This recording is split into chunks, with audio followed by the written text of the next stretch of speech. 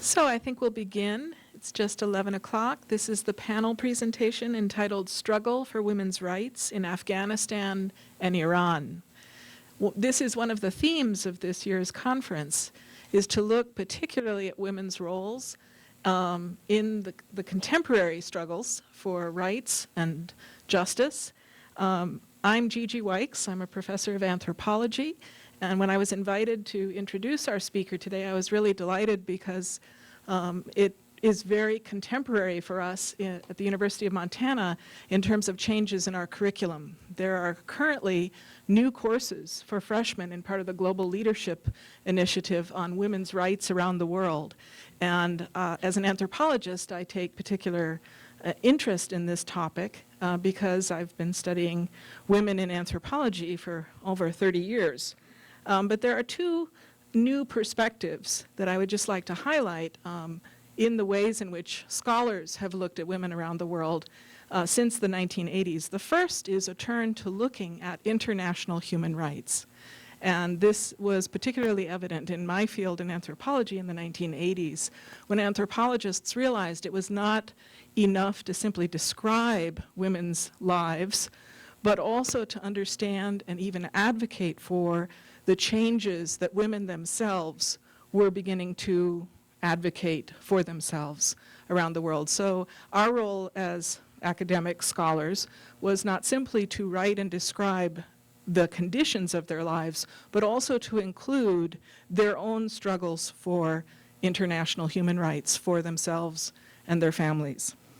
The second change in anthropology is particularly evident today in that anthropologists stopped thinking of themselves as being the only people to speak for the women they studied, but to turn to the people we studied and have them rise as experts in their own culture and lives and begin to advocate and speak out about both the descriptions of their lives as well as these struggles.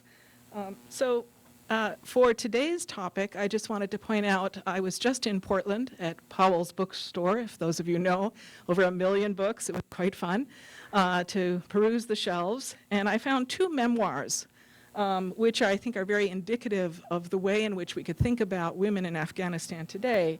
The first is Malala Joya, A Woman Among Warlords, the extraordinary story of an Afghan who dared to raise her voice. She was Time Magazine's 100 Most Influential People of 2010 because she was one of the youngest first women to be elected to the parliament. And the second is The Favored Daughter, One Woman's Fight to Lead Afghanistan into the Future, Fawzia Koofi. Both of these are indicative of this turn to look for spokespeople. These are memoirs written by the women themselves. So no longer having an American or a British or an Australian academic speak for these women, but to have them speak for themselves. Today we're very honored and glad to have my colleague, Ms. Shaima Kinjani, who is the manager of the academic program at the Critical Defense Language and Culture Program through the Mansfield Center. The Defense Critical Language and Culture Program is unique in the country, I would say, because of its emphasis on culture as part of language study. And Shaima has been intimately involved with this center in her leadership, both in the instruction of language, but also the broader curriculum designed to study the culture of these regions, including Afghanistan. So today her talk, I think you're going to be very enlightened to see. She's going to begin with a broad comparative study of the region and then turn specifically to Afghanistan. And we're going to focus on the areas in which the struggle for rights is most evident. We would think of politics, law, policy, but also as an anthropologist, I would note, in the domains and realms of life that we think of as part of everyday life, in kinship, in struggles over family and relationships. These are also places where the discourse of human rights has moved to discuss the particular challenges for women and girls. These are very difficult topics. Some of them I think you will find really challenging for us to see and learn about, but fortunately we have a good guide. Shaima is going to be able to take questions after her presentation, and I hope you will all have some questions for her. Would you please join me in welcoming Shaima Kinjani?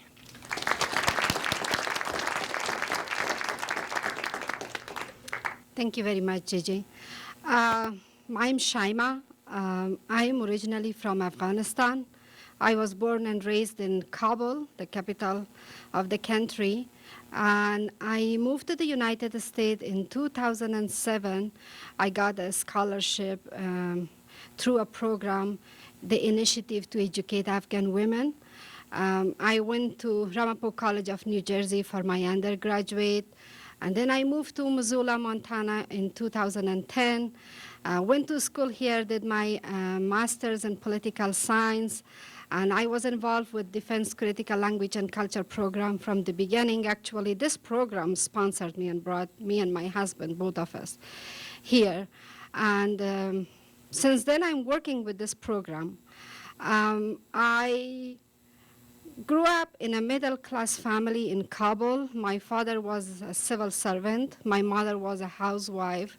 She married when she was 14. And we are 10 siblings, 5 sisters and 5 brothers. So I'm not an anthropologist, and I'm also not an expert on women's study.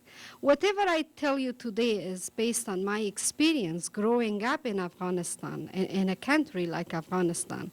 And also before moving to the United States, I worked with Ministry of Women's Affairs in Kabul. So all of whatever I say is mostly based on my experience growing up in that culture, and also based on my experience working for women in Ministry of Women's Affairs in Afghanistan. So before we move to Afghan women or Iranian women, let's talk about women in general. So women's rights is a global issue all over the world, not only in Afghanistan, not only in Iran or Middle Eastern country. Everywhere, women are women. They have their struggles. They have their disadvantages in the society, even in developed countries. So few examples around the world. Professional obstacles. So even in developed countries, women are disadvantaged when it comes to the salary. So they only earn 77% of what man earns. So despite all this work going on, despite this feminist group and women's movement group going on around, but still, this is an example of gender discrimination in a developed country in the world. Lack of mobility. So women are still forbidden to drive in Saudi Arabia, and they must rely on their father or husband when they get from place to place.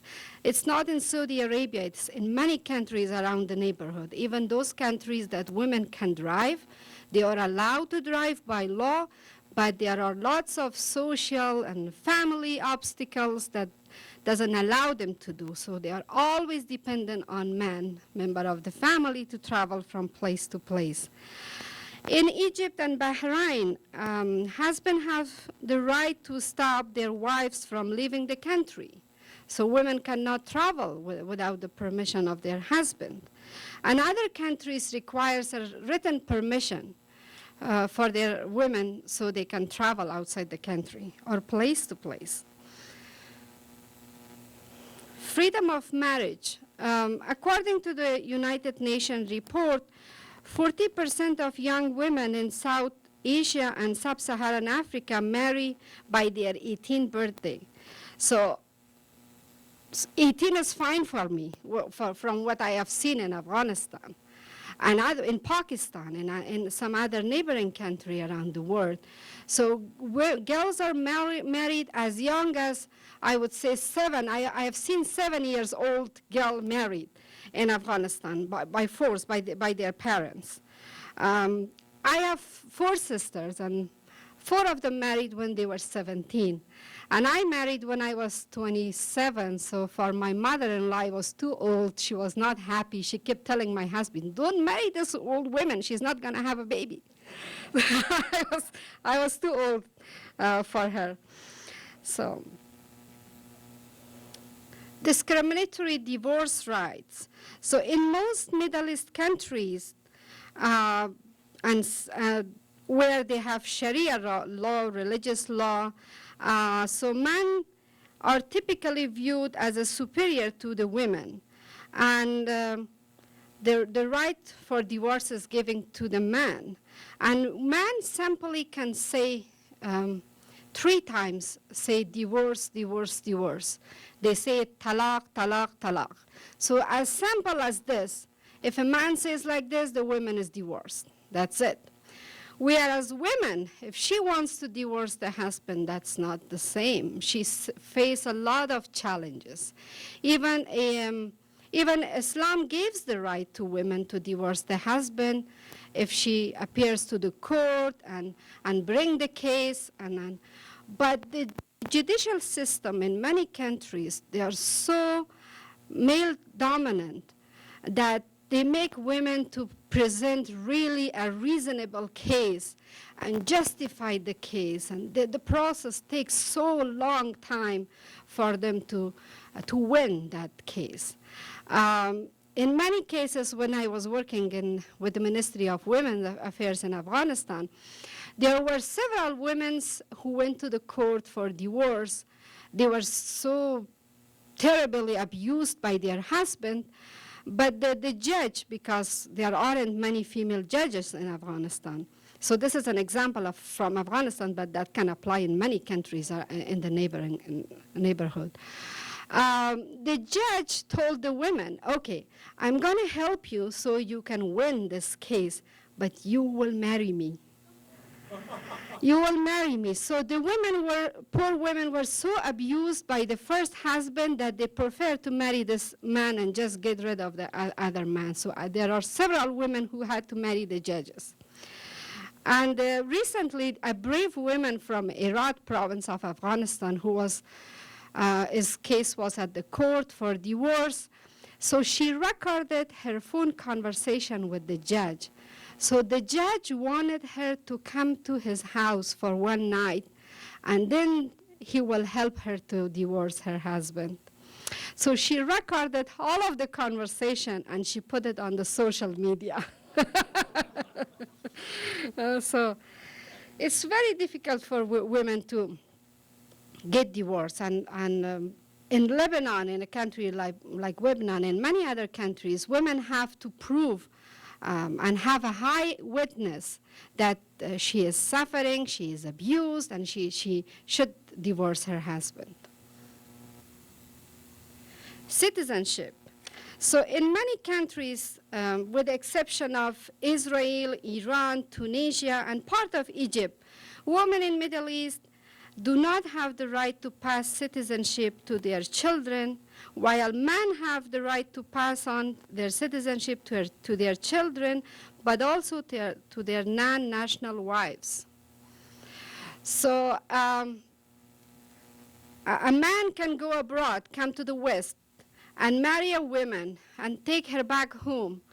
In many cases, they are so proud that, yes, I went to Europe or America, or I married a Western woman. In some cases, especially when the women convert to the religion, they are so proud. They are seen as heroes when they go back to the country. So they have the right to pass on the citizenship and everything. While it's not the same for women. It's not accepted by family, first of all. If a woman come abroad and marry, she will not be allowed to take her non-national husband to the country. First by family, second by society, and by country. She cannot pass on the citizenship to her non-national husband. custody rights. So in most countries, the courts systematically grants the custody right to women, to the father, to the father.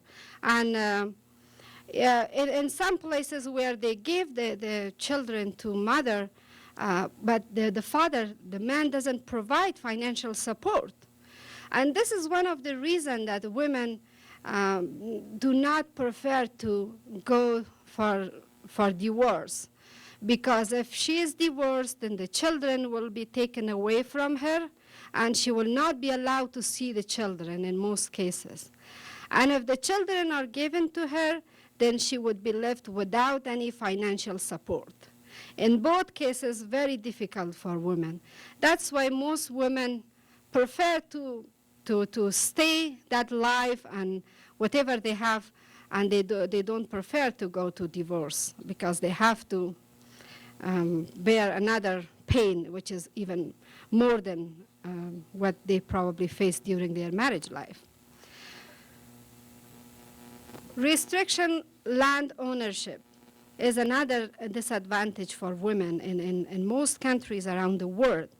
And even in those countries that the religion give the right to women to have ownership of the land, but the culture and the society will not accept that. I have a good example of this in my family. Long time ago, probably I was 10 years old or 11 old. So my father bought the first car in our family, the first time to buy a car. And my mother was insisting that the paper, my mother should own the ownership, even though she couldn't drive, she was not allowed to drive, but she wanted to have that paper by her name. So my father was an unusual man in Afghan culture. He said, okay, that's fine. So they went to the court, and my father didn't take my mother to the court because that's not easy for a man. So he took my mother's picture and put it on the paper. And here the next day, probably from 25 to 30 people from our relatives, from our tribes, they came to our home and they told my father, shame on you, you put your wife's picture with this na-mahram or stranger man in one paper. It was a very difficult moment for my father. So this is an example of how women are restricted for owning any property. Access to education is another issue for women in most countries. And women make up more than 2/3 of world's illiterate adults. And in some countries like Pakistan, like Afghanistan, especially in Afghanistan, oppositions group like Taliban and nowadays ISIS, the easiest way for them to influence the government or the people, they attack on schoolgirls. They threw seeds in their face. They send night letter to the families. They kidnap them while they're on their way to school to just stop them from gaining education.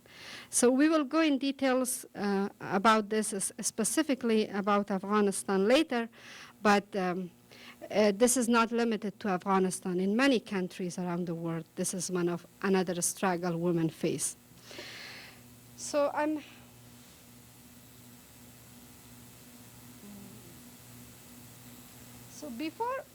before I go and talk specifically about Afghan women, which most of you already know so much about Afghan women because in the past, at least 10, 15 years, they are making the news headlines all over, and you know a lot. But there were times in Afghanistan when women have relatively some rights and they enjoyed some peaceful life. So before going to the problems and what they are facing today, I'd like to show you a small A very short video which shows the history of women's struggle in Afghanistan from time of King Amanullah and to the Taliban time.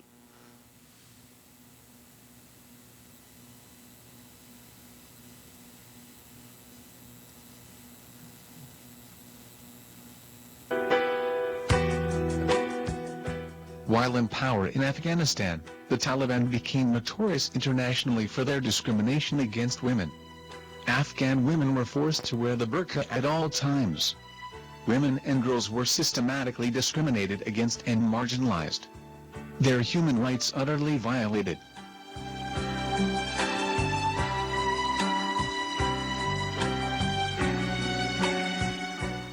But that was not always the case with Afghan women.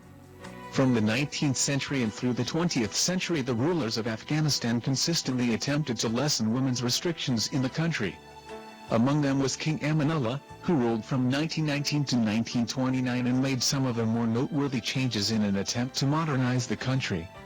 King Amanullah promoted freedom for women in the public sphere in order to lessen the control that patriarchal families had over women. He stressed the importance for young girls and women to receive an education.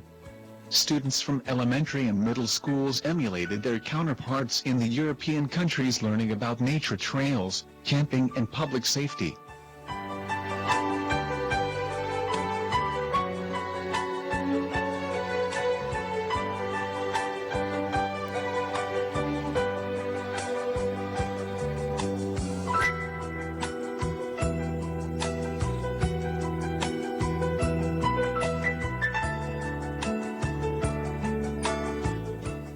Along with encouraging families to send their daughters to school, he promoted the unveiling of women and persuaded them to adopt a more Western style of dress. In 1921, he created a law that abolished forced marriage, child marriage, bride price, and put restrictions on polygamy, a common practice among households in Afghanistan. Modern social reform for Afghan women began when Queen Soraya made rapid reforms to improve women's lives and their position in the family. In 1946, Queen Humaira created the Women's Society, which was the first ever women's institute in Afghanistan. In 1959, she supported the call by the Prime Minister Mohammad Daoud Khan for women to voluntarily remove the veil by removing her own.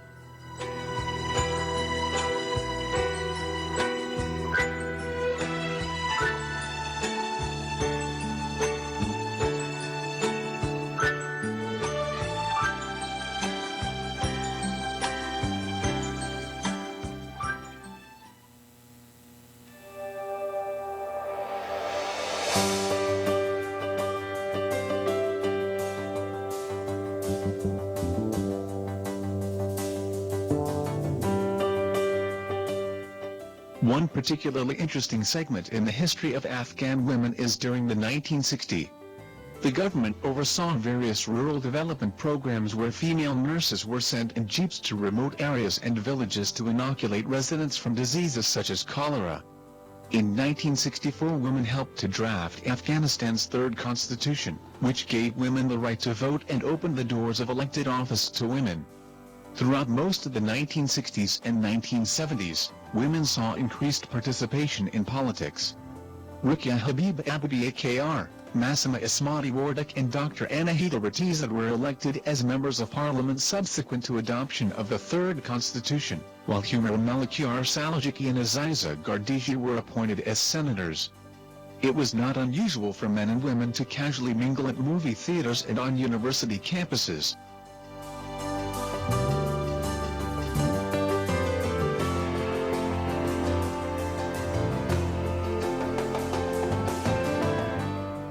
On coming to power in April 1978, the PDPA government began to implement serious reforms favoring women, such as eliminating the bride price, educating women and freeing them from the burqa. During this time it made significant advances towards modernization. More women were able to hold jobs as scientists, teachers, doctors, and civil servants and had a considerable amount of freedom with significant educational opportunities. They formed child care centers in their workplaces to make it easier for women to work. Maternity leave was extended to 3 months from 6 weeks and they were still getting their salary. The Afghan government also began mass literacy campaigns and provided free medical care.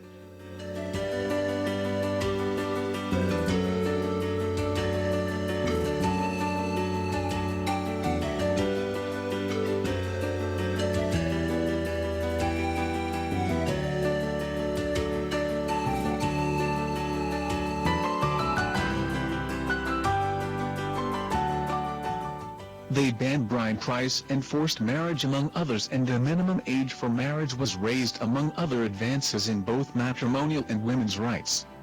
They also stressed the importance of education in Afghanistan. The government stressed education for both women and men. They also set up literacy programs in the country. During communist rule, the PDPA government reformed the education system. Education was stressed for both sexes, and widespread literacy programs were set up. By 1988, women made up 40% of the doctors and 60% of the teachers at Kabul University. 440,000 female students were enrolled in different educational institutions and 80,000 more in literacy programs. The majority of women, however, lived in poverty and were excluded from these opportunities.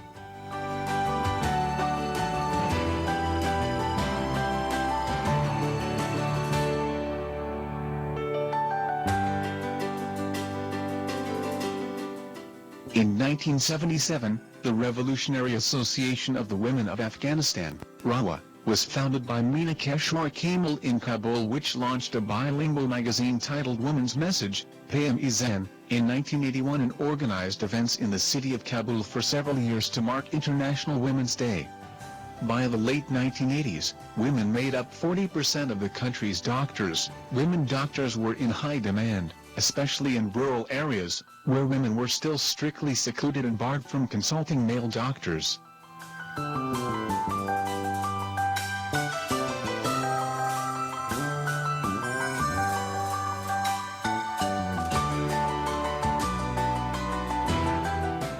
"60% of the instructors at Kabul University and 65% of the student body were women. Family courts, in some cases presided over by female judges, had replaced the moral Sharia courts. The number of working women increased 50-fold. By 1987, there were an estimated 245,000 women working in fields ranging from construction, printing and food processing to radio and TV journalism, and especially teaching, where they made up 70% of the workforce.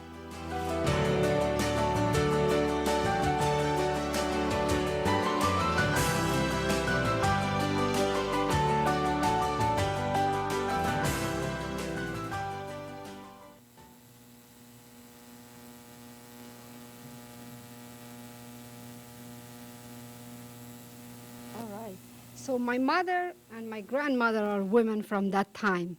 So when I see their pictures and when they say,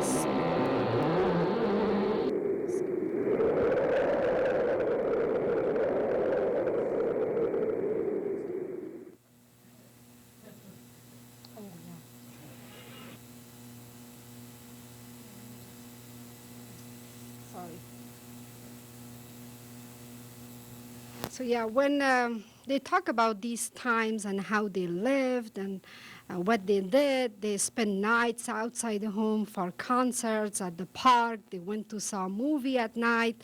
It's unbelievable. I don't believe it is Afghanistan they're talking about. Most of what you see today in Afghanistan is heavily impacted by 3 decades of war. So an ongoing war in the country destroys everything, destroyed the economy, destroyed, more importantly, the education. So the generation we are dealing today with is a generation of the war. They either spend their entire life fighting on the mountains or are on the cities with poverty and lack of education. So we are dealing with that generation now in Afghanistan. So that's why today in Afghanistan we have the average of Afghan girl lives only 45 years old. This is the life expectancy for Afghan women because they don't have access to education, access to health care, and access to a lot of basic needs for life. And in many rural areas, no doctor, no clinic, no access to healthy water. So that leaves women with a lot of problems in the country. And we have a lot of widows whose husbands were killed during the war, and they are mostly on the streets of Kabul looking for jobs. The unskilled women, uneducated women, it's very difficult for them to make a living in the country with that situation. Why are these problems? In addition, yes, war is the main problem, but what else is in there? Where does it start, the gender discrimination? From early childhood in the family, we are told you're boy and you're girl. This is what you can do, this is what you can't do. Because during the war, where there's no rule of law, the government doesn't have access to the rural areas, so the country is divided to 200 or thousands of little territories around the world. Tribal society, heavily tribal society on the village level. Who runs the village? The tribes. Which family in the tribe? The family that has more son, more physical manpower.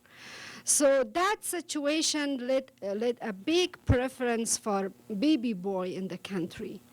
So you had to have more boys, more manpower in the family to fight with with the next tribe, or even within the family with cousins. You had to fight over inheritance, because papers, whatever is on the paper doesn't make sense because nobody sees that. If you have more manpower and you can fight, you can kill one person from the next family, you have the land ownership.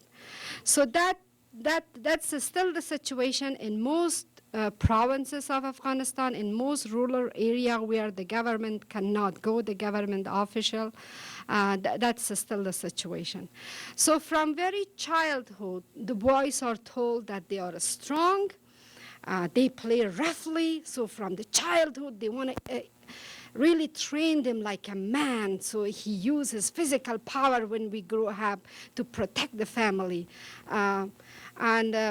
From very childhood, the boy follows the father wherever the father go, to jirgas, to the man's council, sitting with man. So the boy follows the father, so they train the boy from very childhood. And of course, the parents relies heavily on baby boy, because when they grow up and the parents become older, this is the boy that will take care of them and provide them. So they from very childhood, they take very good care of the baby boy. So when he grows up, he takes care of the parents. They send them to school, and they invest on them. So in return, they will receive back when they become old, the parents. So we are girls. From the very childhood, girls are told to be quiet, girls are physically weak, they cannot fight, they cannot protect themselves.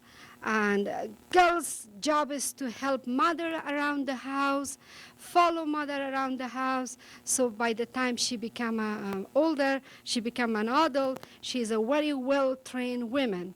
When she marries and goes to other home, she need to be very well-trained woman, a modest, a very good cook, clean well, take care of the man very well.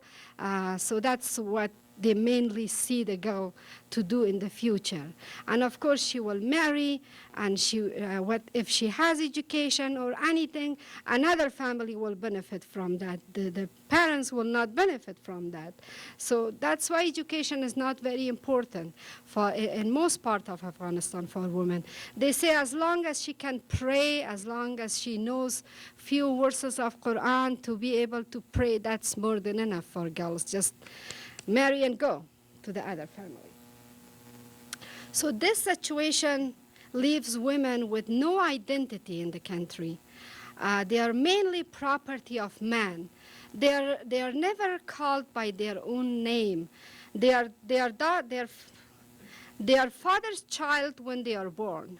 So the daughter of blah blah. And they are brother sister when they grew up. Sister of blah blah. And they are husband's wife when they marry. And they are son's mother when they become old. Even among the women, in most cases, they don't call each other's name.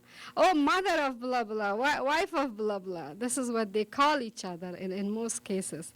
So most of my Afghan colleagues who grew up in Kabul, in big city where women have different situation, or they grew up in Pakistan or Iran or other neighboring country, when they join me in this type of presentation, they tell me, Shaima, you are too critique.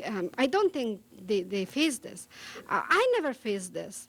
Well, yes, there are women who has a different understanding of the culture based on their own experience. You will see a lot of women who has no idea about this if they don't go through this type of situation, if they grow up in a very wealthy family in Kabul or other big cities, or if they grew up in Pakistan or Iran, their experience is very different.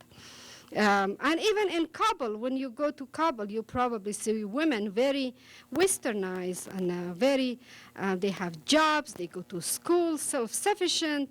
But the majority of the country, Afghanistan is a mountainous country. In most villages, we don't have even roads. The means of transportation is horse or donkeys. So I'm talking mostly about those places that women face this type of situation. This is what their identity in the society.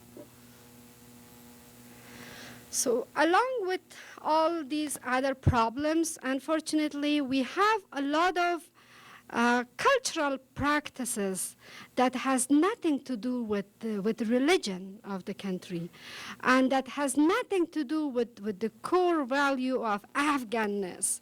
Unfortunately, these are all the negative of war, the negative impact of war we are seeing today, most of them. And among those bad practices, one is called bad marriage. Bad marriage. What does the bad marriage means? So two tribes fight with each other over land or over water, over other resources in the village. A man from this family is killed. Then the man in the village gets together and they sit down. That gathering is called jirga. So they sit down and try to stop this animosity. What stops this animosity? They have a girl. They have to pay the blood price, right? So they have one girl from this family to marry a man in the other family.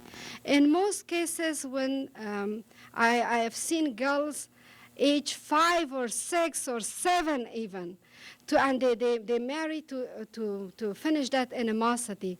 And that poor girl is called a bad bride for entire her life. She is called bad bride. She is not allowed, in most cases, she is not allowed to visit her family. She is like a servant to the husband's family. And in most cases, the husband will marry another woman because she is a bad bride, right? She's not the actual bride, actual woman she could have. This is one of the bad practices and very commonly practiced among Pashtun tribes in Afghanistan. And unfortunately, there aren't any law, any government restriction to ban this law. So the man fights, kills each other, then they sit down, and this is what they do to solve the problem. They sacrifice a woman, a child's life there. So divorce is allowed. We talk about divorce. Divorce is allowed in Islam, but culturally it's not encouraged in Afghanistan. And divorce is seen as a woman's fault. When people hear about divorce, a divorced woman, they will say, oh, she should have compromised.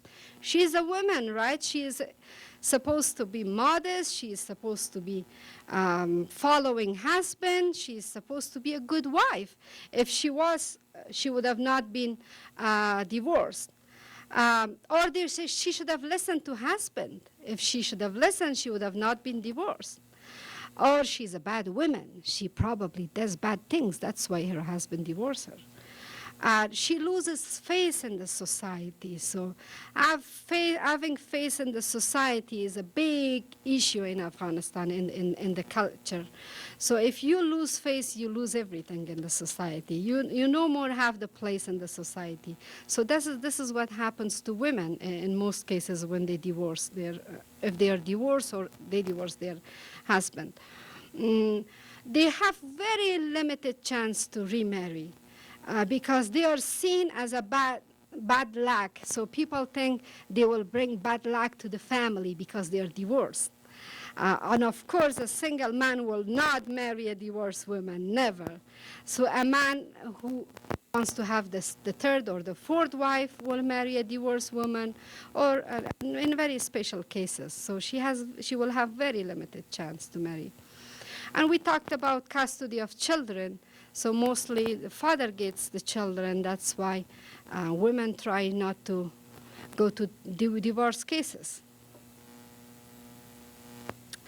Honor and shame is another concept heavily practiced in Afghan culture.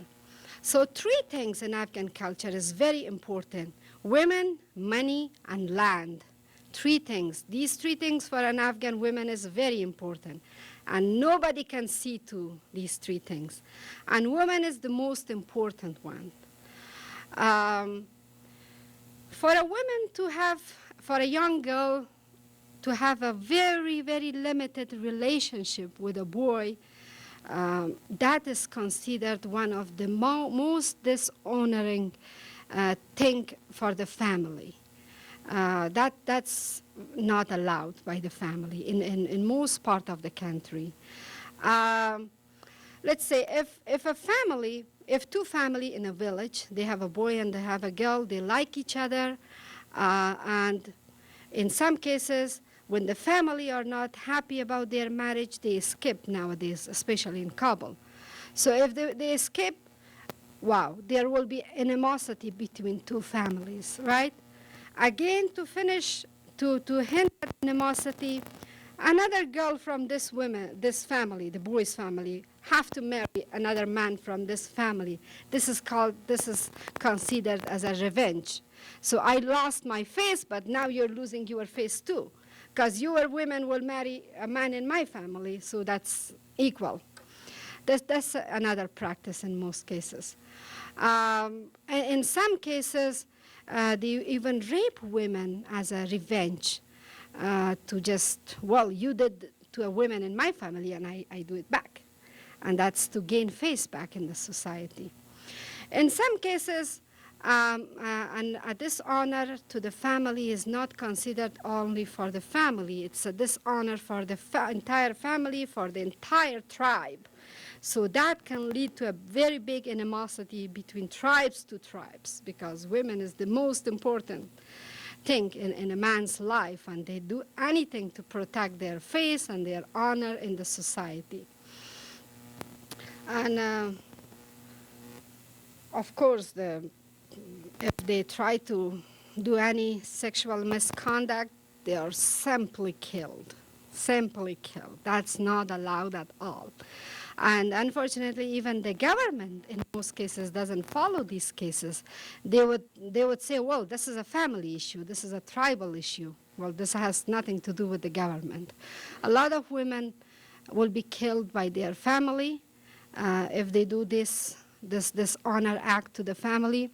But what the family will say, well, she committed suicide, and nobody will question that. And they will just, everybody will be quiet, including neighboring and neighbors and everybody. We called about rape as a revenge. We talked about this. And we have the war going on in Afghanistan. Of course, the Taliban, the Mujahideen, and everybody before.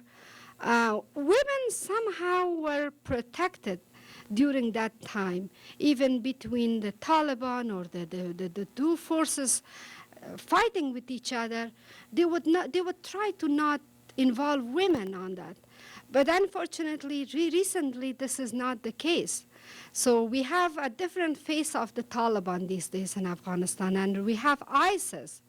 Recently, a few months ago, One province in the north part of Afghanistan called Kunduz was attacked by Taliban and ISIS. They took over the province very fast. And what they did, the first thing, they raped women. Women who worked in the offices, doctors at the hospitals, they went and raped them and killed them and put their body on the streets so that other women in the other cities can learn a lesson that this will happen. This is what will happen to them if the Taliban get power. So unfortunately, now the Taliban and the ISIS also using this. ISIS, of course, used that from the beginning, but now Talibans are also using women. So child marriage is another culture heavily practiced in Afghanistan. Even though in our constitution we have the marriage life 16, but who cares? Because the marriages are unofficial. Nobody goes to the court to have an official marriage. Most of us, the majority of the people even doesn't have a birth certificate, especially women. So who cares about the laws? Nobody cares what the law says. They marry the girls in a very young age, very, very young age. A man can have multiple wives, up to 4 legally, but in some cases they have a lot of other women illegally and just have relation with them. With their women, wow. If she is even a little rumor about women that she has a relation or thing, that will lead to women's killing. They will kill women. So a lot of domestic abuse as a result of this child marriage, because a child, before she knows she is a child, she becomes a woman with children. You can imagine what type of life she will have, and especially in a family with multiple wives and a lot of people living together, what type of life that will be. And that's why we have the highest maternal mortality rate in Afghanistan. So according to a statistic, every 30 minutes a woman dies in the country while giving birth. That's very high, the highest maternal mortality rate. So as a result of all of this, the struggle for women's rights in Afghanistan continues. Even though we have paper-based, we have a lot of laws in favor of women, but in the society, among people, they don't care about those laws. Those laws don't make sense to them. So this is what is heavily practiced. So we have this Taliban coming back, and we have ISIS these days. So women issue is no more an important issue for the Afghan government. So fighting with Taliban, making peace with Taliban, dealing with our neighboring country like Pakistan and Iran is the most important thing. Well, we will come to women's issue later. It's not an important issue. And unfortunately, since 2004, we have a backup. We have internationals getting out of Afghanistan. All those international agencies, including United Nations, they have invested in Afghanistan to promote Afghan women's rights and all that. So they are getting out of the country. So it's too long for them to stay there and work, and probably they say, well, nothing is going to work in this society. Let's go to another place. And lack of support from the government and lack of support from international community these days. Well, now we are moving from Afghanistan to Iran, our neighboring country. My knowledge on Iran is just we have so much cultural similarity, linguistic similarity, and religious similarity. And I traveled to Iran in 2009, and I will share some of my perspective on Iran as well. So Iran, like Afghanistan, so women are women's rights is very strict in Iran. So I have my Iranian colleagues here with me. So women are jailed for if they fight for their rights, and if they speak for women's rights, they will be put in jail. They are forced to wear hijab and chadar from very childhood, from probably age of 7. And schools for boys and girls are separated from the beginning. and married women cannot travel without husband's permission. These are all you will see from the media. This is all you can read on the papers. But it's very difficult. It's not easy to make to narrow down the situation of women in Iran, because it's very different depending on which city of Iran you are talking about, which family you are talking about. So women's lives can be different from one part to another part, from one family to another family, from big cities to smaller cities. So I will try to, whatever I'm taking here is from 4 perspectives to you on Iranian women's life. So this is what you will hear mainly from media and you will read on the papers. And we have here another woman, an international woman who traveled to Iran, and this is her perspective. When she walks on the streets of Tehran, she found it very, very different from Pakistan and Iran. So to her, women were walking all over. They were very powerful, they were very educated, and women were not arrested on the streets. Even she felt very safe, and she felt, wow, this is an incredible place to be. So unlike her experience with Pakistan and Iran, Pakistan and India, so she found Iran a very good country for women. And one of her experiences that women were not very happy in Iran, that how they are represented on the media, on the Western media. They were not very happy about that. So here is another woman's perspective, an Iranian woman's perspective who lived in Iran and then moved to the USA. So her perspective is very interesting. So one of the thing she says, she is like, in Iran, yes, I covered the age of 9, but I didn't have to be pretty or beautiful to feel good about myself. So to her, women in other countries, they're obsessed with being pretty, so they are accepted by men in the society. They are seen beautiful in the society. So to her, Iranian women doesn't have to be pretty to feel good. They feel good all the time, no matter if they cover or not. So also to her, despite all this restriction from government side, at the family level, at the social level, there are lots of gender equality at the family level. Men and women shares, they work together in the house, they support, they promote their girls and boys' education the same, and this is very interesting. So most of my family from my mother's side, they lived in Iran for a long time, for more than 20 years, and they are still there. I have few families there. And I have relatives coming and going, still traveling.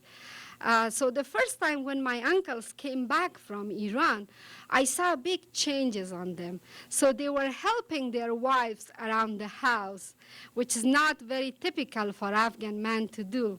So they learned that from Iran when they lived with Iranian neighbors. That was a good thing to bring back to the country, actually. And here is another girl in Iran, and her perspective is, she says, when I was a child, everything was good, everything was equal. But when I grew up, all of a sudden, everything changed.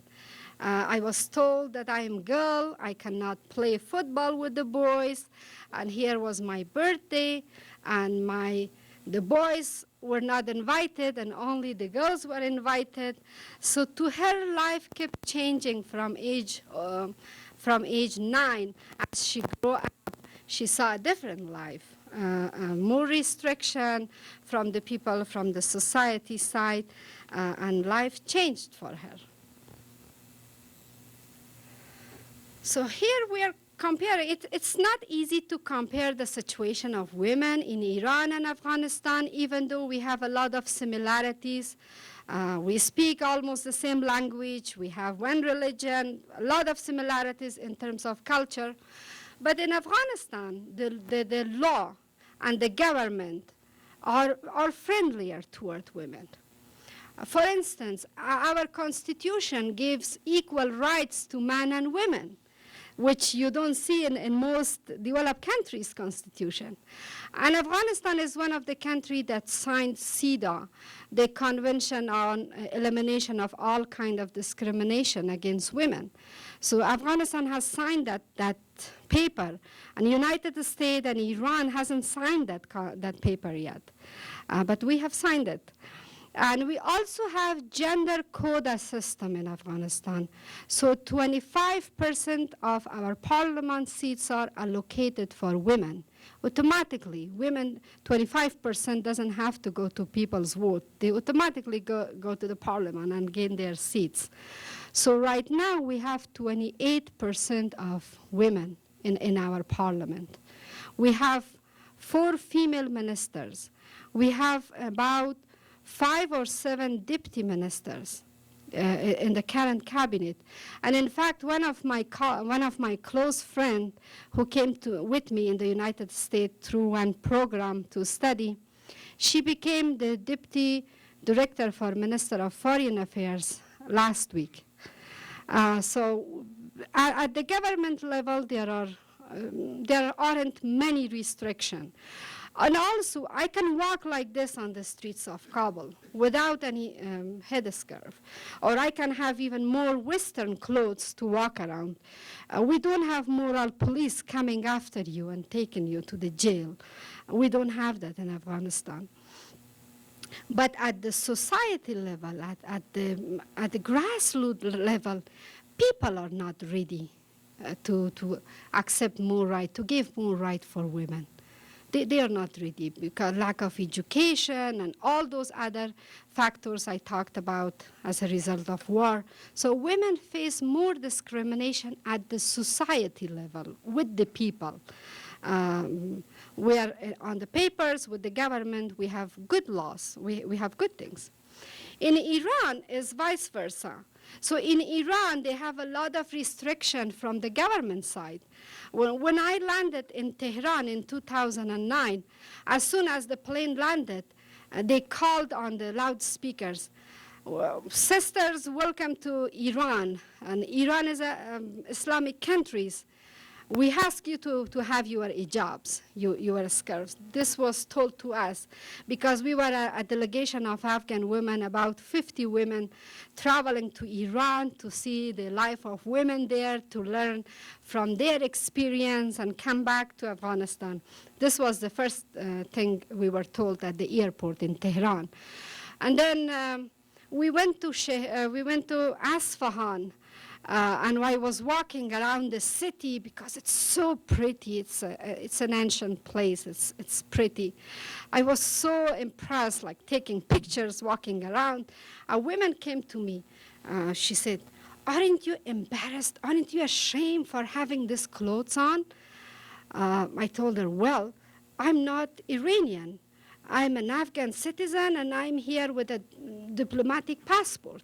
You cannot tell me that my clothes are not proper to your culture." She's like, "But you are in an Islamic country. You have to put on a good clothes and Islamic and modest clothes." And I started arguing with this woman, and then my colleague came and took me, and she said, "Stop arguing. She is the moral police. She can take you in jail." And nobody will ask the question. I'm like, oh my goodness, I didn't know they had moral police, female police. Walking around and looking for women's clothing and all that. So at the government level, a lot of restriction on women. But at the society level, people are more accepted. People are more educated. Because Iran doesn't have war going on, so women are more educated, way more educated. So based on my experiences, at least. So as part of my job with Ministry of Women's Affairs, we travel to neighboring countries, spend a month or two traveling to different parts of the countries like Iran, like Tajikistan, like India, or Iran. So I also found Iranian women very strong and very well educated. But yeah, at the society level, people are more open. They are more supportive. Where at the government level, there are still a lot of restriction. But what is in common about Afghan women and Iranian women? both countries, both women are very strong, very strong. So you see the example of, few example of their life and what they are facing in their day-to-day life, but they don't give up. They fight for it. They don't sit at home. They go and they fight for it. They not only fight for themselves, they fight for other women.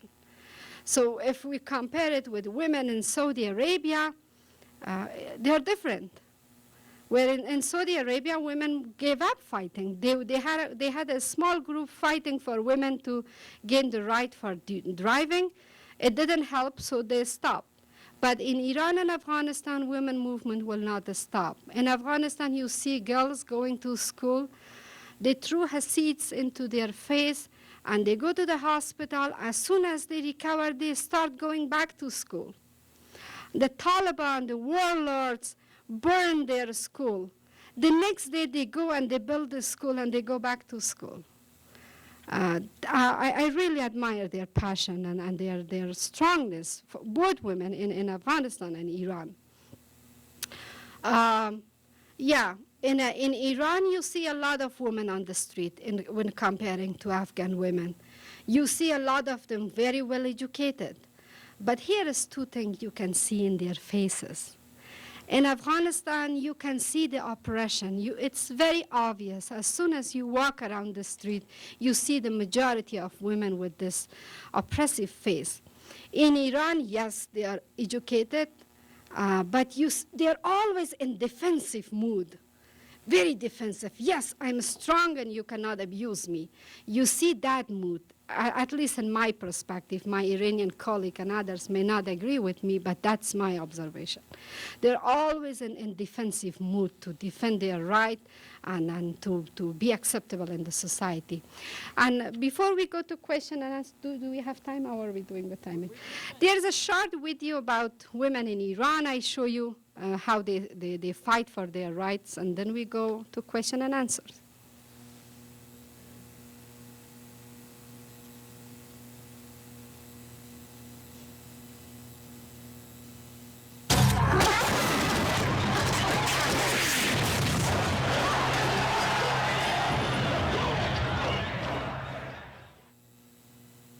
مسافرین محترم، در صورت حضور راننده خانم، قسمت جلوی اتوبوس مخصوص به خانم ها و قسمت عقب اتوبوس متعلق به آقایان می باشد. با تشکر.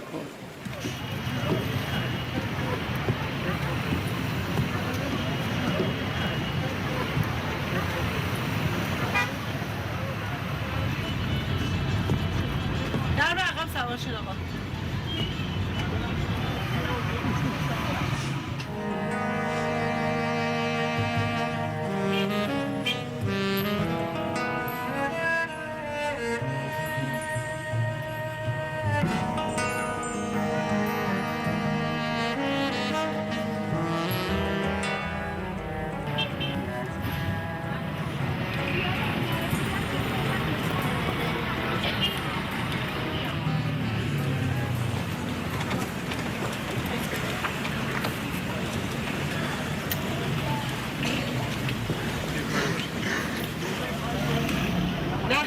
بفرمایید شما هم در به عقب سوار شید.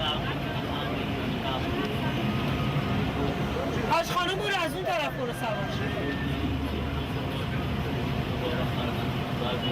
عقب آقایون، جلو خانم. شما آقا لطف کنین در به عقب سوار شید. آقا متشکرم. آقایون عقب. پرواز واقعی بیا آقا. تعجب کردن. اونایی که میشناسن دیگه میدونن، چون بغلارم با وجودی که نوشتم ولی خب بازم با این حال اشتباه میکنن میان بالا، چون عادت شده براشون. اما خانم‌ها رو موقعی که آوردم جلو یه تحول خاصی ایجاد شده تو خانم. لذت میبرن از اینکه بعد از این همه سال جلو میشه. اصلا عجیبه ولی ما ندیده بودیم. فرقی میکنه آقایون عقب باشن. خب آقایون تعدادشون بیشتره آخه. صبح که آقایی میخوام با اتوبوس برن تعدادشون بیشتره، ولی اینجوری قانون پیدا نمیشه برای صبح. مثلا 25-6 سال قضیه اینجوری بود، حالا قضیه برعکس شده نمیدونم. عجیبه. من دهنم می‌خواستم وارد شم تعجب کردم مثلا تعجب اشتباه سوار شدم. دوست داشتم منم کار میکردم دوش به دوش شوهرم. چی شد که نکرد؟ چون تحصیلاتم کم. فکر می‌کنی تو جامعه در واقع تبعیض جنسیتی تا این حد بین مردم ریشه دوونده چه اتفاقی باعث میشه که یه زن اجازه پیدا کنه راننده اتوبوس بشه؟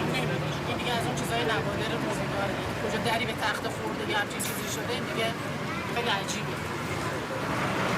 شکل قضیه رو به نظر من دارن یه مقداری رنگ و لعاب بهش میدون وگرنه ما اون چیزی که زن رو در نفسشون احتیاج دارن که داشته باشن ما اونو نداریم. حالا برفت شما یه شغل بهش بدین چیزی رو عوض نمی‌کنه. چیزی که همیشه باعث شده زن احساس تحقیر بودن. ببین فکر می‌کنی همین که خانم‌ها بتونن برن تو استادیوم فوتبال، همین که خانم‌ها بتونن راننده اتوبوس بشن مشکلات زن‌ها حل نه مشکلات زن‌ها صفر ولی این بار همه میتونه پایه‌گذار این باشه که مشکلات بعدی رو از سر راه بردارن. مثلا یه خانم بتونه قاضی بشه چون یه خانم نباید قاضی بشه فقط چون زن میگن احساساتیه در صورتی که خیلی خانم‌ها منطقشون خیلی جاها قوی‌تر از آقایونه خیلی محکم‌تر میتونن تصمیم بگیرن. هیچ وقت دلتون خواسته که یه مرد باشین؟ زیاد درست تو زمان بچگی بود. توی خانواده فوق‌العاده متعصبی هم بزرگ شده. شاید علتش این باشه. و به همین دلیل تعصب هم بود که خیلی زود ازدواج کردی. دقیقاً.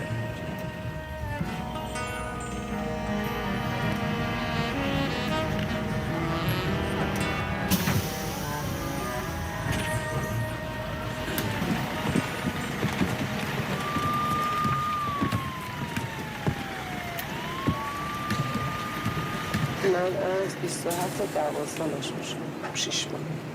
ما هر دومون مربی آموزشگاه بودیم. توی سال 67 خیلی سخت بود اون روزای اولی که ما تو آموزشگاه کار کردیم. خیلی اذیتمون کردن ولی بعد دیگه جا افتاد. برای مردم جا افتاد.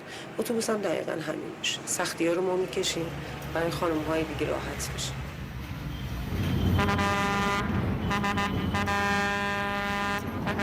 چه طرز رانندگیه بفهم آخه نمیدونی چجور اومده نصف ماشین نزدیکت ببره چرا چرت پرت میگی؟ چرت پرت هیکلت میگه یعنی چی؟ آخه مزخرفه مزخرف هیکلت میگه که شعور نداری چه به تو رسیدم این نصف ماشین من دارم بهت میگم اشتباه میره بگو اشتباه میره غلط میکنی بگی تو غلط میکنی آشغال بیشور نفر آقا چندین بار ایجاد مزاحمت میکنه برای من. یه بارم من شکایت کردم به حراست ولی متاسفانه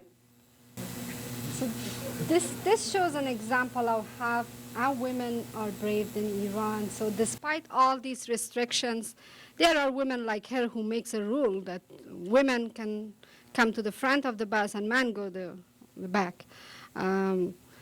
They always find their way to fight for their rights and they never stop. That's very impressive about women in both countries. To my experience, I had 5 brothers. From probably age of 4 or 5, I started to wish I was a boy. And when I was a child, there was a saying with that childhood, that sweet childhood, saying that if girls cross the rainbow, they become a boy. So I always wished to see a rainbow on the sky and cross under the rainbow and become a boy. I always wished that. I always wished I was a boy to go outside and play football and be outside, play freely, and nobody can tell me what to do and what not to do. But I am no longer wishing that. I am a proud woman, and I'm very proud to be a woman in my family and be here among you today. Thank you very much.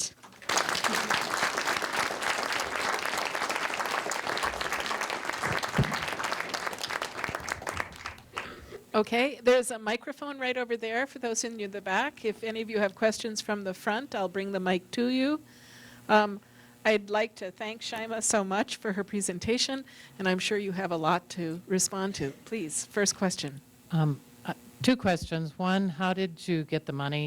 Was it because your family was middle class and your parents supported you to go to school and continue your education? And 2, if there's so many women 27% in the parliament, why don't laws change? Why what? Again? Why don't laws change? Yeah. Especially if your mother and your grandmother lived in a different time. Doesn't that influence society at all? Those are two good questions. Your first question, one of the advantages we have in Afghanistan is that we have free education for men and women. So we don't pay for education. Starting from school to university, education is free. So we go to government schools. Even though during Taliban time, I was not allowed to go to school as a girl, and all of the girls were domesticated. They were not allowed to go to school.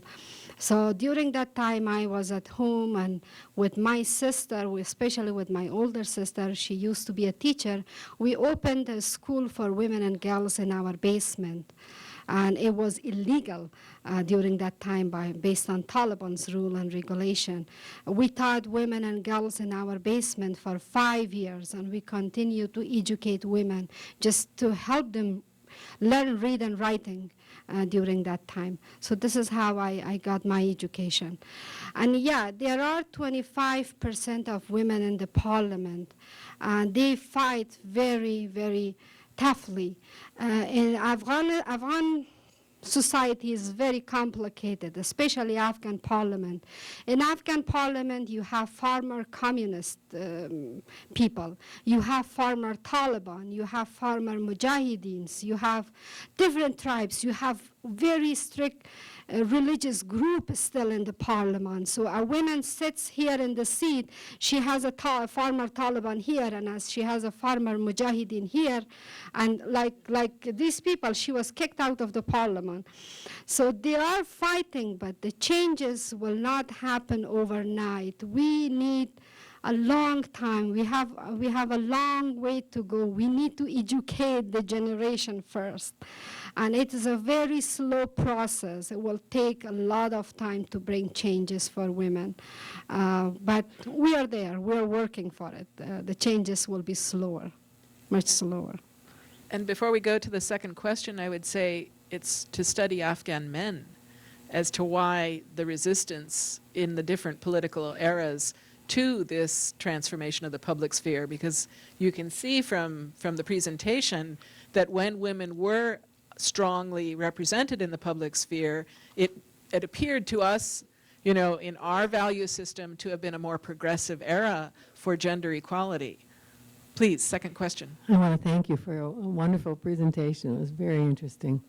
And I just want to say how amazed I am that they had come so far in the late 80s. I think that video went up to, and so progressive, and to have lost it all and gone so far back is just amazing. And I'm wondering, how is that possible? How is it that there's not more of that underground? And maybe there is. If you could just say a little bit more. That's also another very good question. So during at least the 2 decades of war, during the civil war in Afghanistan, during Mujahideen, and during the Taliban, women were not allowed to go to school. And a lot of those women, doctors, educated women, they left the country. So we had this long period of gap. So during this time of period, we don't have a lot of educated women in the country to raise to power.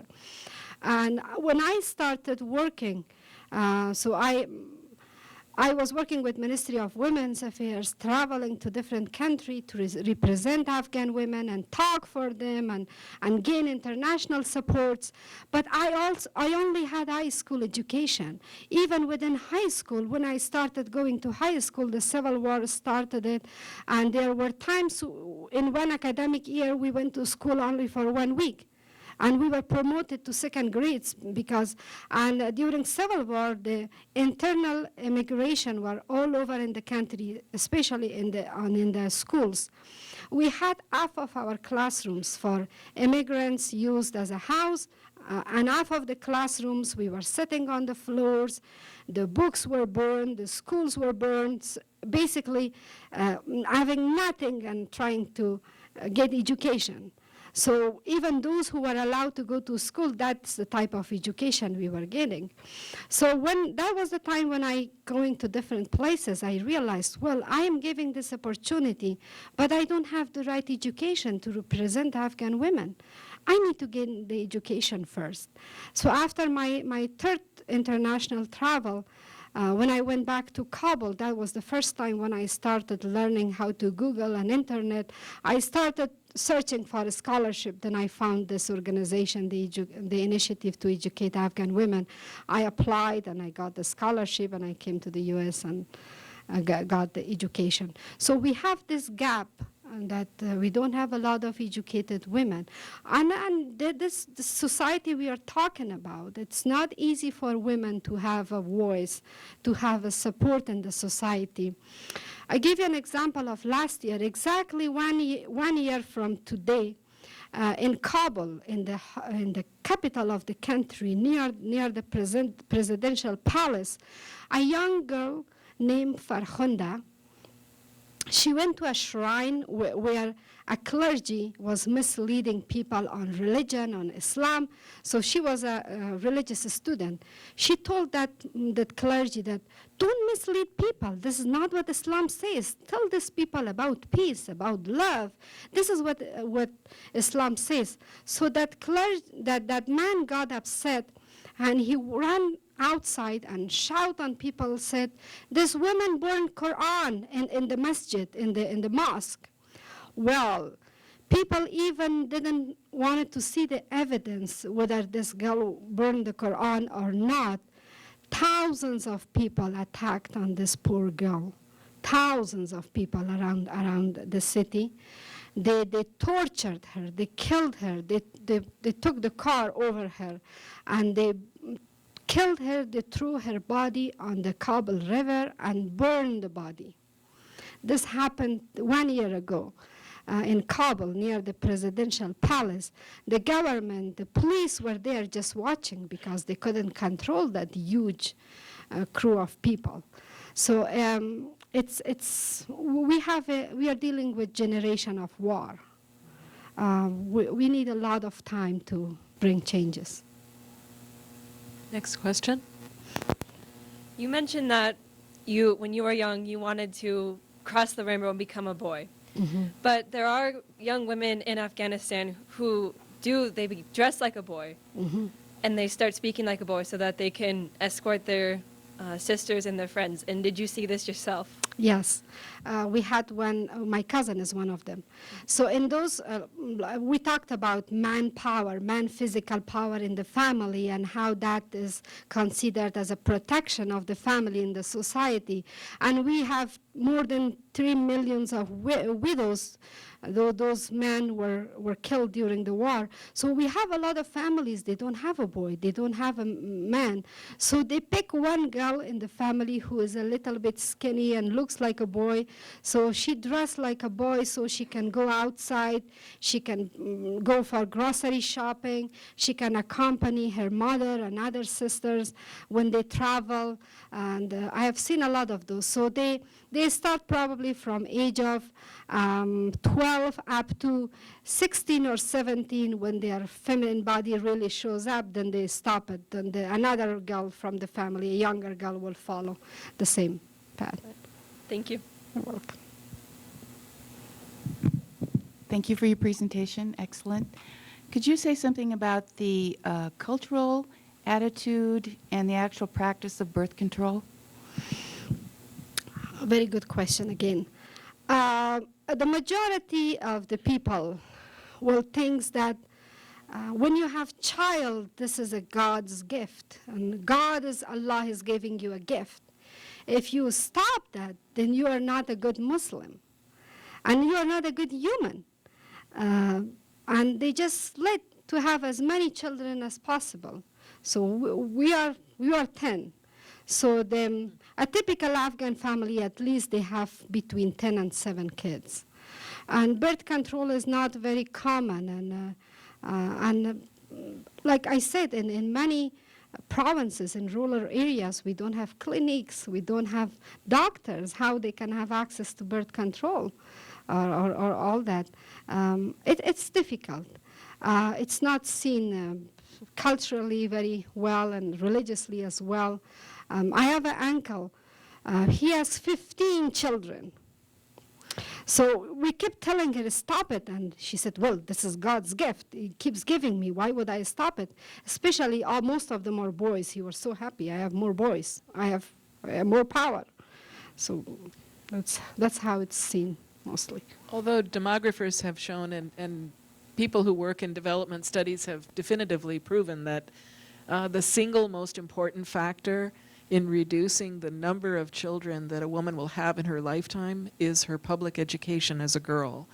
That if you educate a girl and simply delay the birth of the first child, she can still have a very large family, but because her childbearing years begin later in life, it is the single most important factor is how much education she's afforded as a girl. So there is sometimes ways to not have a conflict between those two values. And also, in majority, in most cases, women doesn't have the right to say how many children she wants. This is the husband's job. This is what husband controls. And of course, he wants to have as many children, especially as more boys as possible. For those of you that were here yesterday, Dr. Siddiqui was elaborating how she went to London for her education, for her postgraduate education. Her husband wanted them to go back after she finished her master's, and she said, no, I'm going to finish my doctorate too, because I know when we go back I'm going to start having babies. And so they actually stayed for 5 years for her to complete her doctorate and then returned to Morocco to start their family. And so I think it's an interesting dialectic in terms of the centrality and the importance of women's education, because it really changes everything about women's lives. Right. And I talked about my own experience. I married when I was 27 years old, and my mother-in-law wasn't happy because she thought I would not have a kid. I'm too old. And I had my first baby. I had a C-section, and then she called my husband. I told you she is old. That's why she has C-section.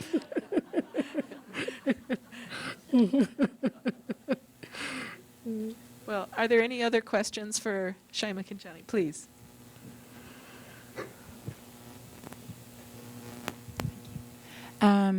So one of the things that you mentioned about Afghanistan was how it was an honor-shame culture and how that influenced the way that society ran itself. So you have the laws that exist, but it seems like there's quite a disjuncture between the two, that the laws, the paper has no legitimacy because society runs in a different way.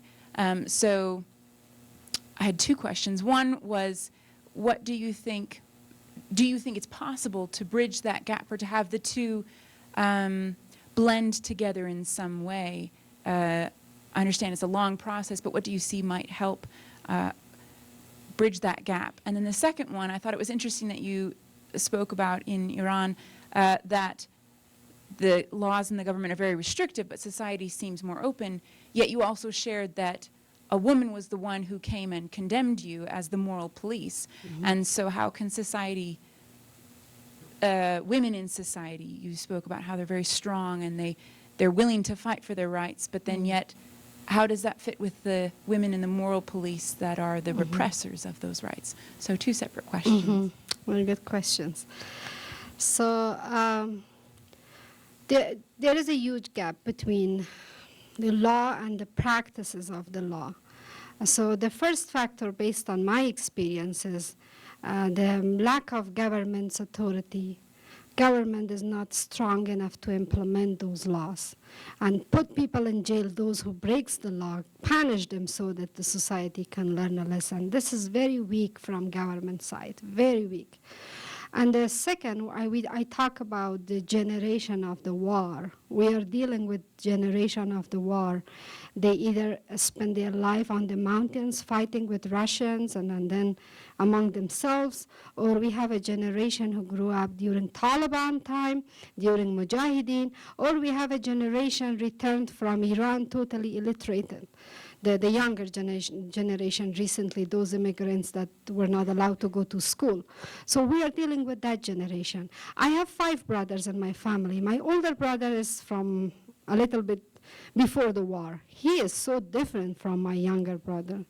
So when I was engaged, I was traveling to Pakistan to reissue my U.S. visa and to come here for a study. My fiance wanted to come with me.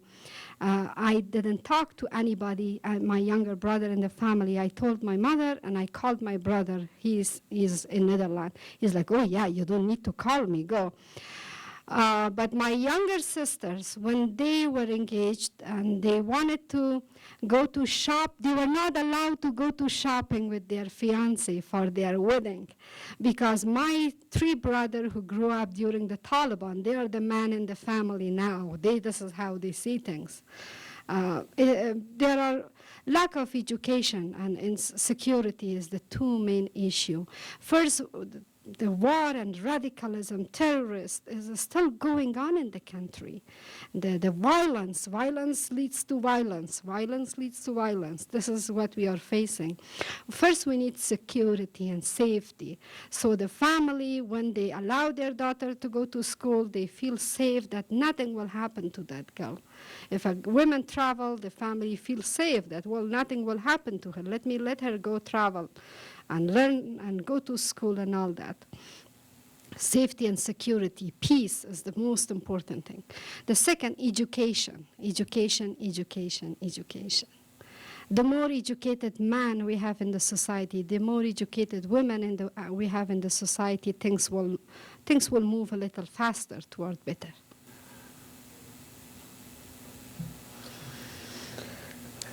We'll have the last question from Mehrdad.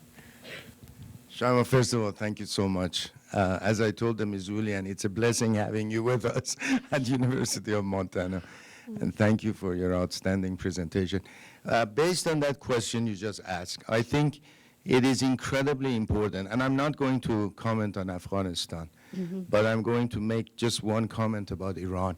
It's very important to not look at women as a monolith, right? And the question of how can we have women who actually police other women, it's because there is a fundamental difference, as you can testify, between urban women and rural women. The population, the urban population in particular, 57% of all university graduates in Iran are women.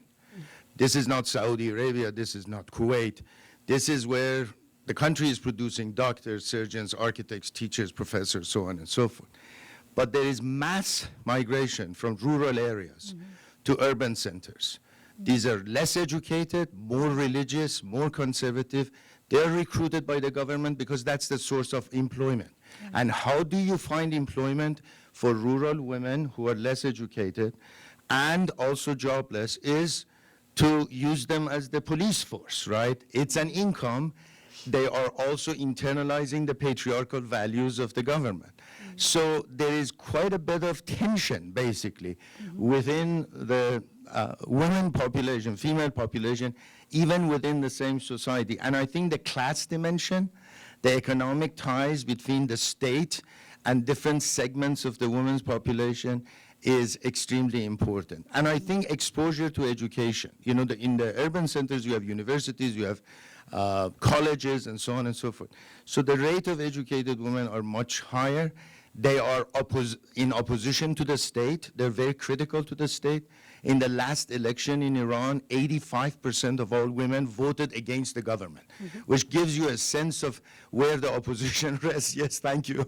And in the case of rural women, above 60% voted for the government. So where religious values are still in the rural areas, where the more conservative norms are prevalent. And I think that's just one dimension I wanted to add to our discussion. Yeah, thank you very much, Dr. Kia. And I give you an example from Afghanistan as well. We have a group of women, they are against women even more than men. And in some cases, unfortunately, I have seen women who were so abused and didn't have the right, and so they gave up, and they didn't have a chance to move forward. And they become so against women. It's just they feel probably that I didn't have the chance, why others? So everyone should remain the same level as me in the society, so we are all the same and equal. So there are those type of people in the society as well. Well, yes, Jamil, we'll have one last question before we close. Thank you so much, Shaima, for that wonderful presentation. It's probably taken a tremendous amount of courage on your part. Growing up also in a Muslim family of Pakistani origin, during the 60s, 70s, 80s, I can definitely attest to that progressiveness in pretty much all of Muslim society, you know, where the women and the men were very, very progressive and wanting to get educated and do good things for their country. You mentioned the war. 20, 30 years of war has really been such a negative thing on women and also the men not being progressive. But from an Islamic standpoint, what are they really using as a Islamic principle belief to brainwash the men and women to be subjugating women? You know, it's not in Islam. So what is the narrative that they're using to convince men that you have the power and to convince women to be subjugated? An excellent question, Jamil. Thank you very much. I probably don't have the very convincing answer for you, but what I think is, well, the war in Afghanistan has the external impact on it. So all this superpower who makes Afghanistan the battleground and goes and fights there, they use anything that helps them to win that war in different times. And one war always led to another war. Well, during the Mujahideen's time, when Mujahideen's main supporter, the West, including the United States, they supported them. I don't see any difference with the Taliban, what Taliban do today and what the Mujahideen did on that time to women. So mainly all those superpowers, starting from the British occupation and destroying Shah Amanullah, the one of the very prominent reformer king in Afghanistan, he was overthrown by a mullah, by a clergy. So the mullah himself doesn't have a power to do that. It was the superpower, the British behind him to empower him. And of course, religion and women, these are the two most important things in the history of occupation that can be very helpful to take over a country or achieve the political goals in that region. So the mullahs were empowered from that time, even from the time of British occupation. And then, of course, well, these are non-Muslims here. Our country is occupied by non-Muslim, and they will take over the country, and everyone become non-Muslim, and they will impose the Western lifestyle on our women, and all women become westernized, and they will not listen to you. The family value will be destroyed, and everybody will have their own lives. So there are a lot of propaganda like this. They brainwash, and it's so easy to brainwash those uneducated people. So it was used by British at that time, by United States and other countries during Mujahideen time, and it was used again through Taliban by our neighboring country, Pakistan and Iran and other powers involved in that. Well, obviously there is more to talk about than we can cover today, but I want to thank all of you for joining Shaima Kinjani for a fascinating discussion. And thank you so much, Shaima. Thank you very much. It was a wonderful talk.